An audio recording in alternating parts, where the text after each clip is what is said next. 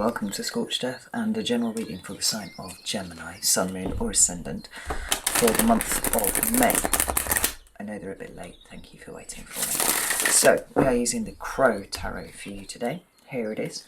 There will be an extended at the end of this, so if the reading resonates and you would like to go a little bit deeper, the link for that is down in the description box. Obviously, if you support me on Patreon, you get access to all of the extended content for no extra cost. So, with all that out of the way, I feel compelled to tell you that this is actually the second time that I have done your reading. I did it actually last week, and it bothered me a little bit. Not because anything that came out was wrong, but because it felt very, very specific. It felt like it was only meant for a few people. And when I get that feeling, I tend to park the reading and decide whether I'm going to do another one or whether I'm just going to release it. And I actually got up this morning and I was like, I need to put the Gemini coin back in the pile and see if it wants to come out again. And sure enough, it was the first coin that came out. So I was like, right, okay, that is an indication that the reading needs to be done again. But yeah, let's have a look. I mean, if what comes out is broadly similar, then, you know, all's well and good. But I feel like it might be quite different from the other ones. So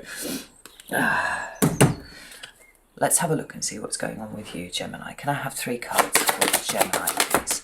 There we go. We have the Hanged Man in your recent past. That's Pisces energy right there. What about current energy, please?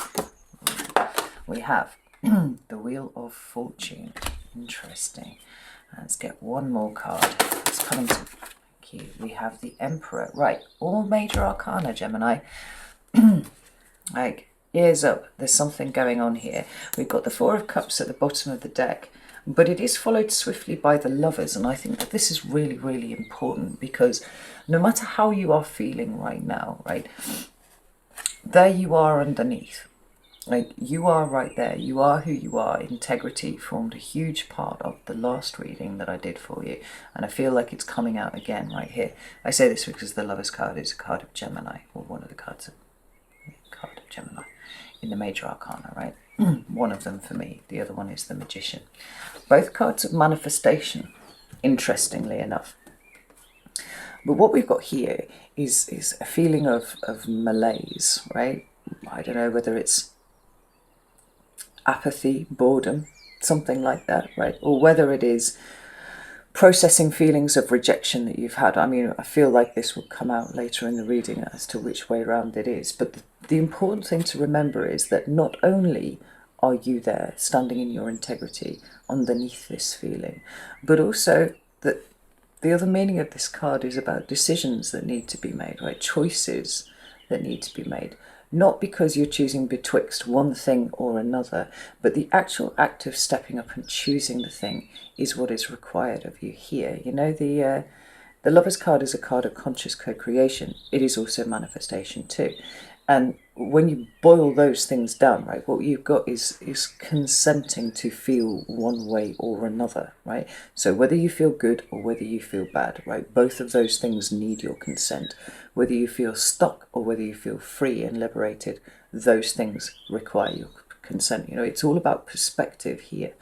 And I wonder if, for at least some of you, like, you're feeling a little bit lost at this point. The funny thing is, with the amount of major arcana on the table here, I don't suspect that that's going to feel that way for long, particularly with that Wheel of Fortune slap bang in the middle. So let's get some clarifiers. I'll put some meat on these bones here. Tell me about the Hanged Man, please. Why is that here for Gemini? Whoa. So 10 of Swords has just flown out there. And the second card is the 3 of Wands. Tell me about the Wheel of Fortune, please. That's the Wheel of Fortune here for Gemini. There we go. We have the Fool. Got cards that have been falling out here to the right, but I don't take those. I'll just show you what they are though. You've got the 5 of Swords and the 4 of Swords, both of them. I'm going to pop them back in because they didn't jump. But there's a lot here about finding peace in amongst all the mental restlessness. Maybe finding peace in, clarification of a situation that you might have got the wrong end of the stick in. That's possible for some of you. Tell me about this Wheel of Fortune, please. Thank you.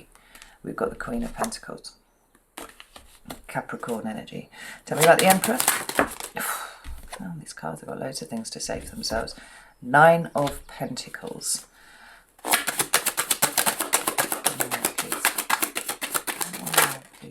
And the King of Wands. Yeah, I mean, if you have been feeling somewhat stagnant, there you are. Knight of Swords at the bottom of the deck, wonderful. If you have been feeling somewhat stagnant for a little while, I can assure you that feeling is going to be lifting very, very soon, because if you consider the major arcana to be the huge universal energies that work upon us, right? They provide situations that we are required in some way to react to, right? That's one way of looking at the major arcana. Then the minor arcana becomes those things that we do day to day, right? Those little actions that we take within that broader framework that the Wheel of Fortune, definitely the Wheel of Fortune, but that the major arcana provides here, right? So kind of how you deal with those energies, what you do with them. And for you here, I've lost my little stick. Oh no, I haven't. It's down here. Super. For all 3 of your cards to be major arcana, you can be absolutely assured that there is a broader landscape being created here around you that you will very soon, if not now already, be required to start adjusting to, you know, taking in the lessons that are learned. But there's a sense of alignment happening here, right? And you're not the only sign for whom I've been feeling this very, very strong pull, this very strong alignment. I mean, as we speak, Mercury's in retrograde. It's retrograde actually in Gemini.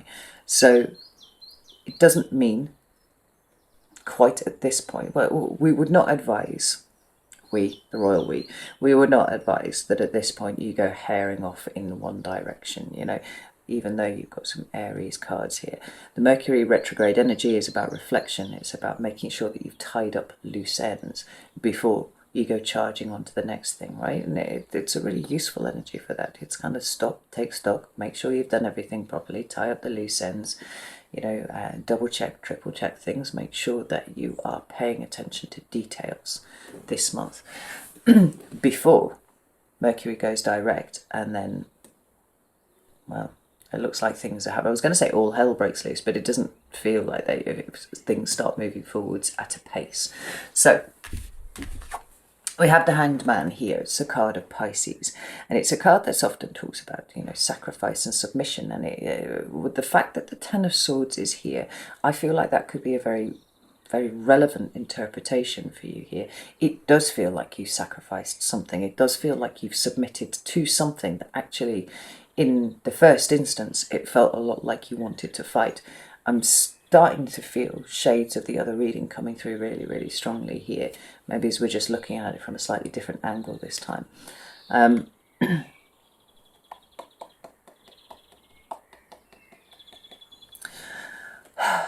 Because let's face it, if something wasn't important to you, allowing it to leave, allowing it to go, surrendering to it wouldn't feel like so much of a sacrifice.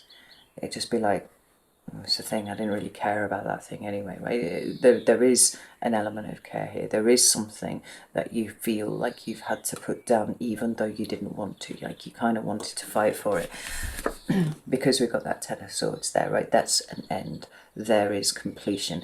And it's an uncomfortable completion. You know, the sword suit is all about the mind, and I think the sword suit is the most challenging out of the tarot because it's all of the ways in which we fight against our own minds, or, you know, our minds fight against us when we try and move forward slowly and in a state of content and peace and all those kind of things, right? Our minds are our worst enemy.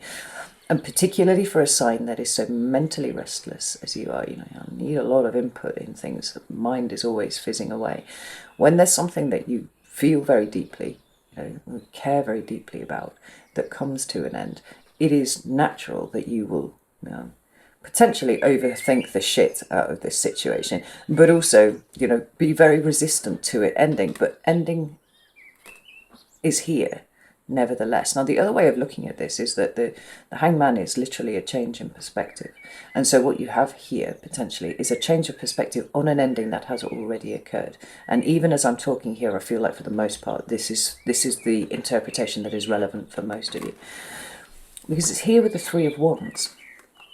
Now, the Three of Wands is actions that we take. Interestingly, it is a low-level card of manifestation for me, right? We've got the Lover's card, we've got the Magician card being those higher level, big energies that are supporting manifestation. But this becomes a lower version of that because day-to-day things that you do. It follows on from the Two of Wands. And the Two of Wands is arriving at a crossroads and going, I'm going to go this way, or I'm going to go this way. What are the logical consequences of me taking one road over another, right? And then following that through with the Three of Wands. Once you've made your decision, right, I want to end up over there, so I need to take this route here. Right? Or I want to go over there, so I'm going to take this route here. It's when you start to do things to take you in a direction that you want to go. Or even possibly, put a bit of distance between you and whatever has ended. Because the distance from whatever has ended now actually feels quite important to me. Almost like you've arrived where you are at Mercury retrograde. You've got this ending that has occurred, and now it's time to process this. It's time to look at it from a different perspective before moving away. Well, because you have moved away from it enough to have the space to be able to see it in a clearer fashion, right? That's how it feels here to me. So when we move into your current energy, we have the Wheel of Fortune. Now, this is no joke. This is a big energy right here, and just like all of the cards, it's multivalent. It has different meanings. The first one is, the feeling of destiny and fate, right? Things turning, the big cogs in the universe kind of turning, and certain alignments beginning to come into existence, right? Because the wheel is always turning, and sometimes we're on the way up and sometimes we're on the way down. And I feel for you, it's felt like, certainly in the recent past, that you have been on the way down. I think actually for most of you, as I'm talking, I feel like this way down actually happened a little while ago. And in some ways, actually the way is coming back up again, because you are emerging from what has been quite a dark place here. We notice in the Ten of Swords that this man here has his, lying left for dead on the floor, but his face is turned towards the rising sun, right? It's always darkest before the dawn, and I think that you've been through that dark bit, and I think that you've hit at the dawn now. And, the message of this is that there's only so far down you can go, and once you've hit there, the only way that you can go, really, is back up again. This is absolutely the same sort of energy as the Wheel of Fortune here. But the other way that I see it, and I think this is quite important, and it feeds in really nicely to what we've already just talked about there, is that this is the card of a teaching moment. This is a card when all of the lessons suddenly kind of just drop into place in the right way. It's got the 4 fixed signs on the Wheel of Fortune here. We've got, Taurus, Aquarius, Leo and Scorpio. And in that way, if you consider those fixed signs to be like the corners, the underpinning of your universe, it's almost like it's shifted somewhat, right? Because you are learning something here. I said it's a bit like a save point on a computer game, right? Like you play so far and you hit the checkpoint and you're like, yes, I've hit the checkpoint. Because from this point on, it doesn't matter what happens in the rest of the game, you're never going to go right back to the beginning. You always go back to the save point. And energetically, spiritually, emotionally, even mentally, that's what's going on here, right? So you can't ever go back to the beginning and have to start again. You'll go back to this point, right? Because you've learned something, you've leveled up in some sort of way. And now, the wisdom that you've managed to pick up along the way will be the new place that you start from. Even if everything goes fucking tits up at some point further down the road, you'll be like, okay, I know where I am. Just start again from here. It's clarified by the Fool and the Queen of Pentacles, which is quite interesting energy, not least because the Fool is, the card of Aries, and it's not the only Aries card on the table. That's very much associated with forward movement, forward motion.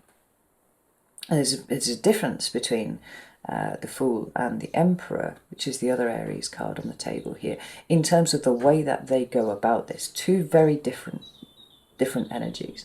But the Fool is about starting again, right? Well, starting again, starting anew, starting afresh, because the major arcana runs from the Fool to the World, right? 22 cards of it. And from the World, say this was the World here, the next cycle starts up here, right?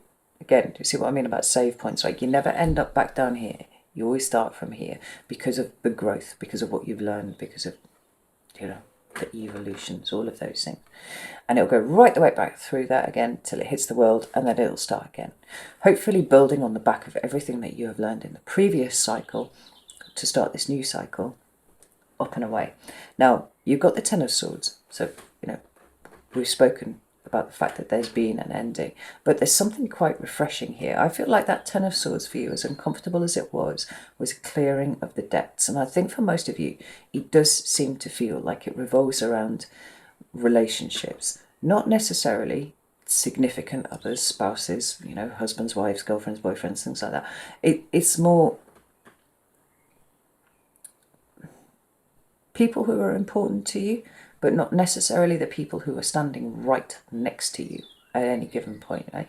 It's like the universe has taken a big broom, kind of just swept right through, and you've been like, what the fuck?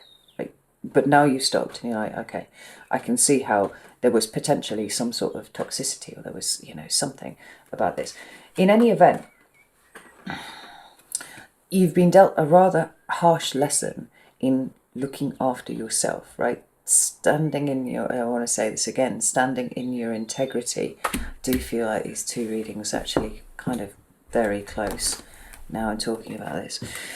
Let me pull another clarifier for this Queen of Pentacles, because she's a very nurturing energy, but like I said, it's very self-directed.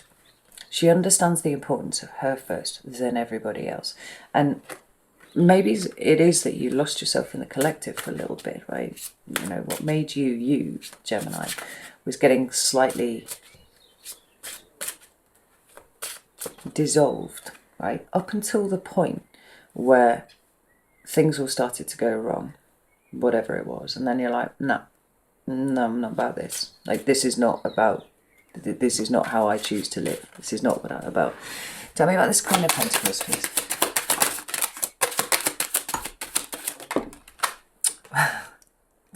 Oh my God. Wow. So the Fool and the Queen of Pentacles is clarified by the Fool and the Queen of Pentacles. Well, I've got goosebumps across my entire body. You're not going to believe this. I've got the King of Wands at the bottom of the deck, and I've got the King of Wands here too as well, right? These messages are doubling down on themselves now. So it feels a little bit like you've been in limbo for a while, Gemini. And that's been a little bit disconcerting, but you were supposed to be there.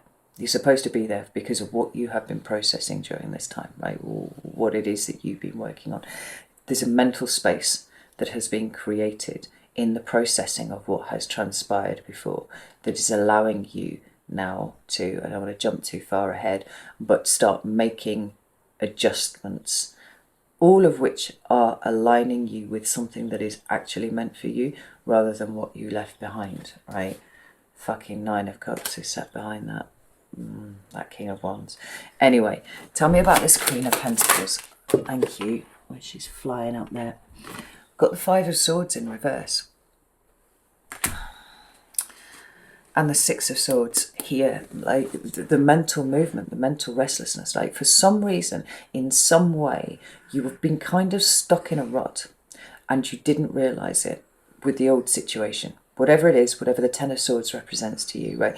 It was either putting you in a mental rut, or you had been in some way kind of complacent. I feel like for a lot of you, you kind of you'd assumed that everybody worked on the same level that you did, that everybody was as evolved as you were in things. So what happened is that the whole thing was just a complete shit show, loads of fuckery, just fell apart, and you're like, what? And you remained firm. right the way through it, right? You did not compromise your integrity, you did not compromise your morals, you did not compromise what you consider to make you, you. And you did not stand, interestingly, for anything that was directed at you. The Five of Swords is known as the Lord of Cruelty in the Thoth Tarot. And I think Anna Turian very much had that in mind when she was looking at this, when she created this card.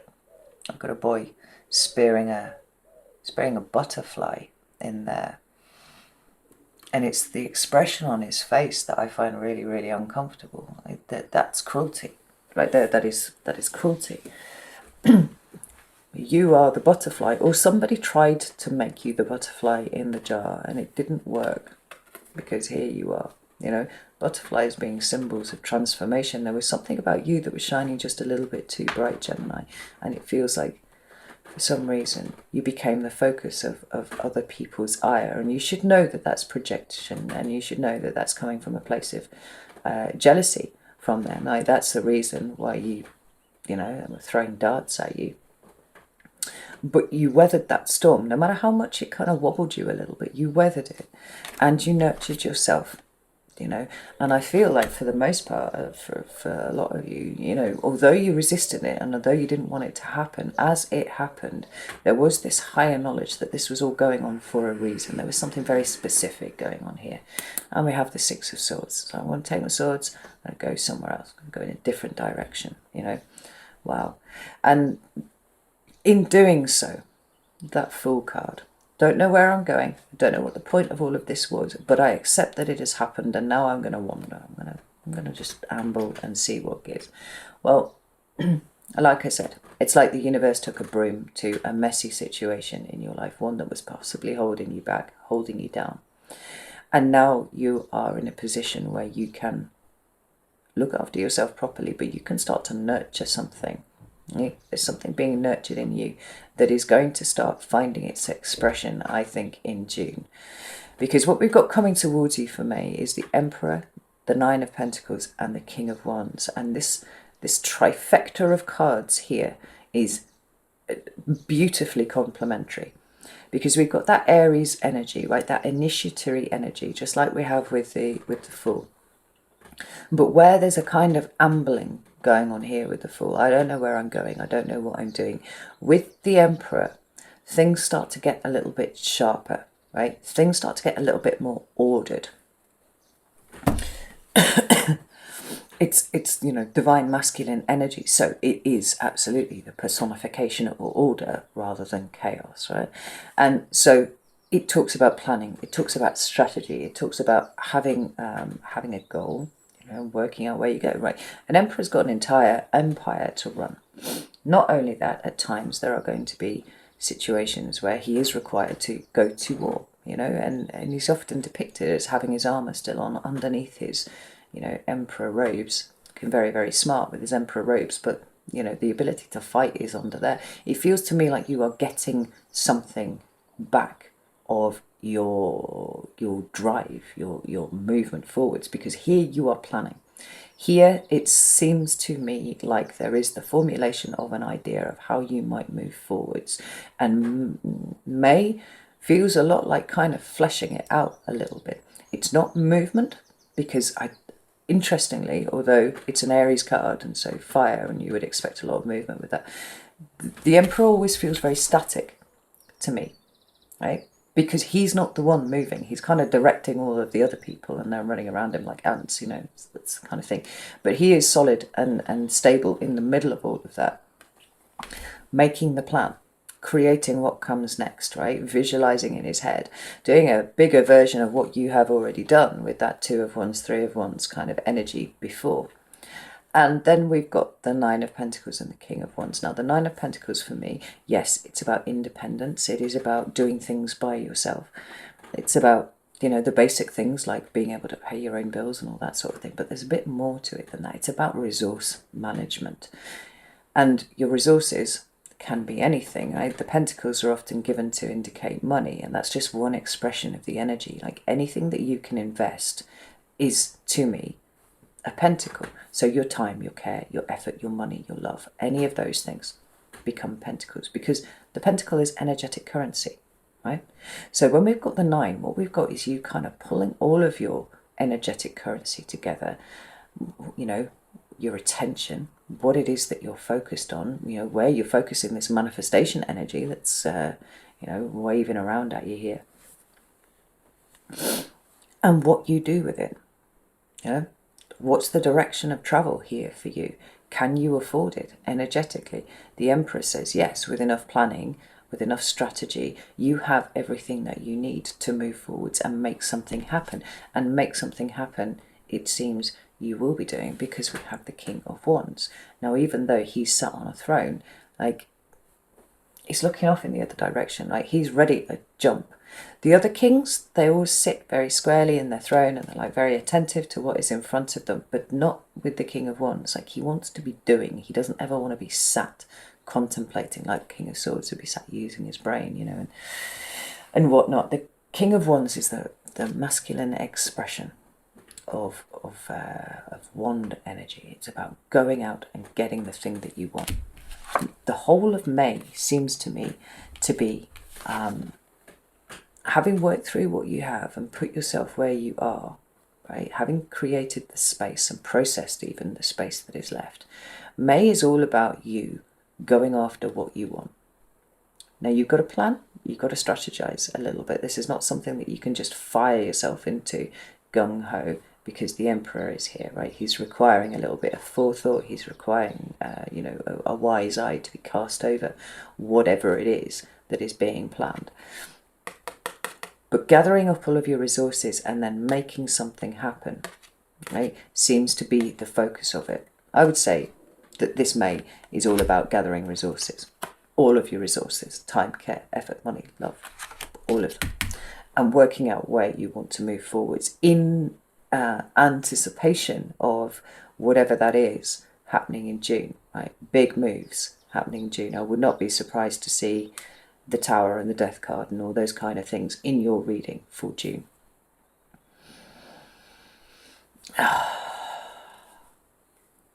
Not in the least surprised, because the universe doesn't like empty space, okay? The empty space is there to be filled with something, and it looks to me like now you are in a position to be able to fill that, or at least contemplate how you would fill that. So I'm going to leave it there. I'm going to go over to Vimeo now. If you would like to join me, I would love to see you. Like I said, the link is down in the description box. Obviously, if you're on Patreon, you'll have seen this video already, because I will have put it up early for you. But if not, no shade at all, you know, just be aware that everything happens for a reason. I truly believe that. And where there are endings, there are always beginnings, and you are right on the precipice of a new one. So, of a big one, rather. So, chin up and go with where the energy takes you this month, because I think that you'll be surprised quite how quickly you turn this around on the other side of May. All right. Know that I love you all very, very much, and I'll see you soon.